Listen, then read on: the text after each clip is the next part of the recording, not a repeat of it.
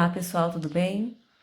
Bom, vamos iniciar mais uma aula, do 7º bloco de atividades agora, com grandezas. Então, o que será que são grandezas? Então, grandezas daquilo que a gente pode medir ou que a gente pode contar.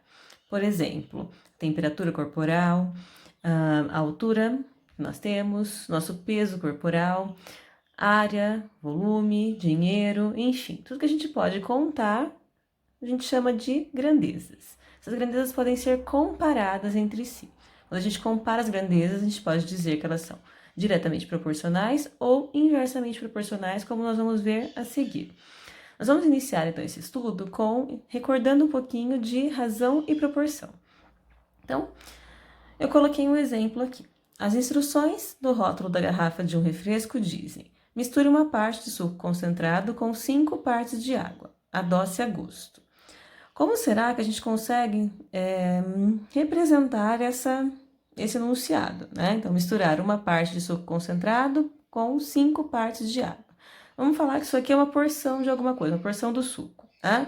Nós podemos representar, então, aqui, para cada uma parte de suco, nós vamos ter 5 partes de água, né? Então, uma parte de suco para 5 partes de água. Que a gente pode representar com 1 para cada 5, ou na forma de quociente, que é 1 para cada 5. Na verdade, quociente aqui a gente tem os dois, né? Então, 1 para 5 ou 1 sobre 5, que é a fração que a gente representa. Ou seja, para cada uma porção de uma parte, né, do suco concentrado, nós vamos ter 5 partes de água, ok? Então, isso aqui a gente chama de razão. Essa é a razão da quantidade de suco que a gente tem aí, né? Para cada uma parte de suco, 5 partes de água. Como é que a gente representa isso proporcionalmente? Então, o que seria a proporção? Então, ó, a gente tem 1 para cada 5. E se eu quiser preparar 2 porções? Se eu quiser 2 porções, eu vou fazer o quê? Multiplicar isso por 2, né? Em cima e embaixo, eu vou ter, então, 2 para cada 10. Se eu quiser 3 porções, eu vou fazer o quê? 3 vezes 1, 3. 3 vezes 5, 15. Se eu quiser 4 porções, 4 vezes 1, 4. 4 vezes 5, 20. E assim por diante. Então, a gente tem aqui, né, que 1/5 está para 2 décimos, que está para 3 quintos, que está para 4 vinteavos e assim por diante. Então, a gente tem que todos esses valores aqui, todas essas razões são proporcionais. 1/5 é proporcional a 2 décimos, proporcional a 3 quinzeavos, proporcional a 4 vinteavos e assim por diante. Então, aqui a gente tem a razão e aqui a gente tem as proporções. As proporções têm uma propriedade importante, que é a seguinte: se eu faço 1/5 aqui está para 2 décimos, né? Então, eu tenho aqui uma proporção, né? Assim, 1/5, 2 décimos. Se eu multiplicar aqui em x, o que eu vou obter? 1 vezes 10 é 10. E 5 vezes 2 também é 10, ou seja, eu obtenho o mesmo resultado dos dois lados da minha igualdade. Então, essa é uma propriedade da proporção, que nós vamos utilizar mais para frente. Bom, vamos resolver esse exemplo. Silvia pinta belos quadros. Para obter determinado tom de marrom, mistura tinta branca e tinta marrom na razão de 1 para 4. Se ela utilizar 5 vidros de tinta marrom, quantos vidros de tinta branca serão necessários? Então, aqui ele está falando da razão entre a quantidade de tinta branca e a quantidade de tinta marrom. Eu vou colocar aqui, a razão que a gente vai montar vai ficar assim: tinta branca para tinta marrom. Aí, o que nós temos? A quantidade de tinta branca é 1 e a quantidade de tinta marrom para 4, ou seja, para cada uma porção de tinta branca, nós usamos 4 porções de tinta marrom, certo?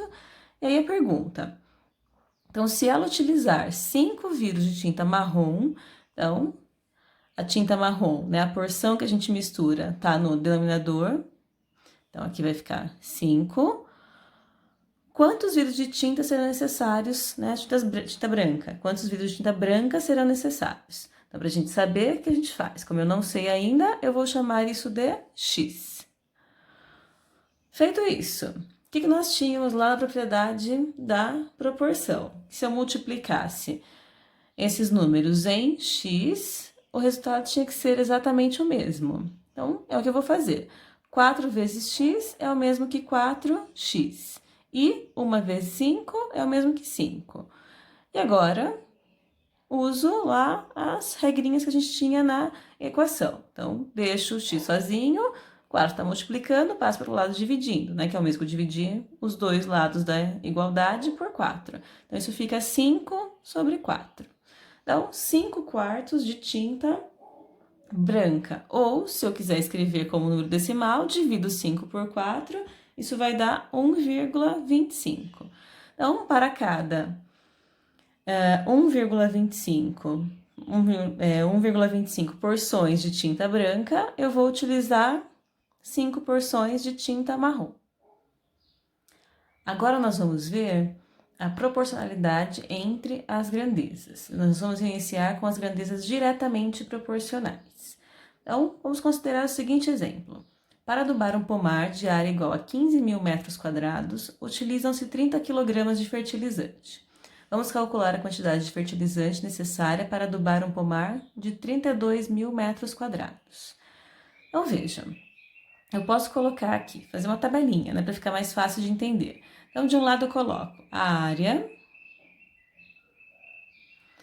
e do outro lado eu vou colocar a quantidade de fertilizante. Ok? Fez a tabelinha aqui, então eu vou fazer o quê? Para adubar 15.000 metros quadrados de área, eu utilizo 30 quilos de fertilizante. Se eu quero adubar 32.000 metros quadrados de área, quantos quilos de fertilizante eu vou utilizar? Então, vejam, se eu quero adubar uma área maior, eu preciso utilizar mais fertilizante, certo? Quanto maior a área que eu tiver, mais quantidade de fertilizante eu vou utilizar. Então, por isso eu digo que essas grandezas são diretamente proporcionais. À medida que eu aumento uma, a outra vai aumentar da mesma maneira. À medida que eu diminuir uma, a outra vai diminuir da mesma maneira, certo? Como é que eu vou resolver isso aqui agora? Então, vejam.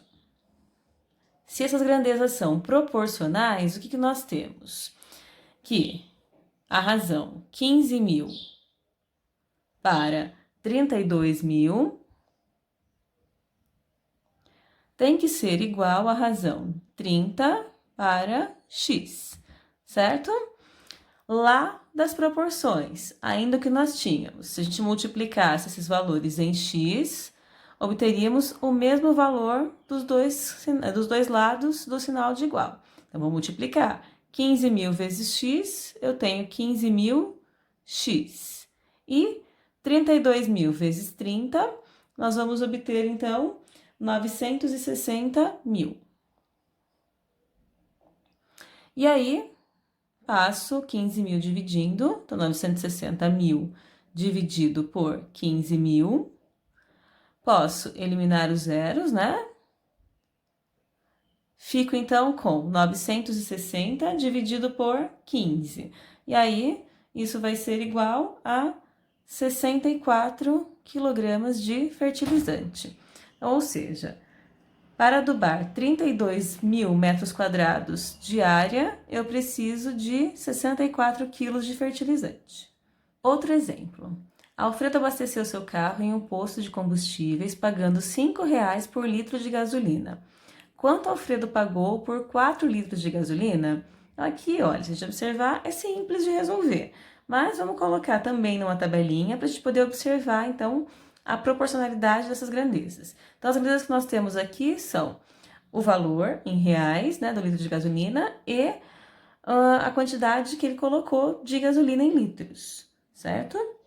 Eu vou colocar aqui quantidade de litros de combustível e o preço.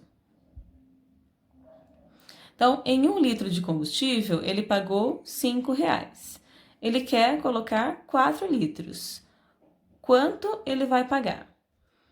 Agora, olha, mesma coisa. Se 1 litro custa R$ 5,00, 4 litros vai custar mais do que R$ 5,00. Ou seja, à medida que eu aumento a quantidade de combustível que eu coloco, né, quantidade de gasolina, eu vou aumentar o valor que vai ser pago. Então, mais uma vez, quando eu aumento uma grandeza, a outra grandeza aumenta junto. Então, eu tenho também grandezas diretamente proporcionais. Vou escrever a razão. Então, a razão aqui é 1/4 para, né, proporcional aqui é 5 sobre uma quantidade que a gente não sabe ainda quanto é. De novo, vou aplicar aquela regrinha da proporcionalidade, né, que a gente tinha lá, que se eu multiplicar aqui em x, os dois lados da minha igualdade tem que dar o mesmo resultado. Então, multiplico 1 vez o x e 4 vezes 5. 1 vez x é x e 4 vezes 5, 20. Ou seja, se ele abastecer com 4 litros de gasolina, ele vai pagar R$20. As grandezas também podem ser inversamente proporcionais. Então, vamos observar o seguinte exemplo. Para pintar as paredes da escola, 2 pintores precisam de 12 dias de trabalho.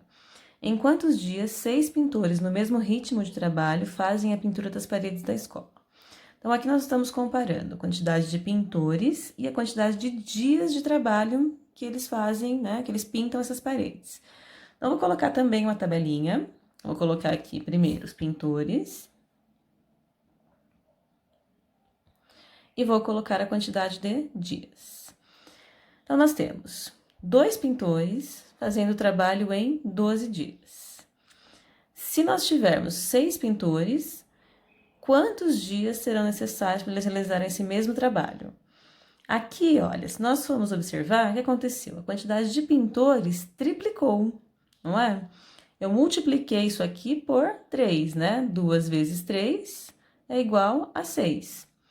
Se eu multipliquei por 3 a quantidade de pintores, que a gente pode pensar? Se eu tenho mais pessoas trabalhando, esse trabalho vai ser desenvolvido em menor quantidade de dias, na mesma proporção. Se eu multipliquei por 3 aqui, eu tenho 3 vezes mais pessoas trabalhando, a quantidade de dias vai, no caso, ser dividida por 3, certo? Vai ser realizada em 1/3 do tempo, ok?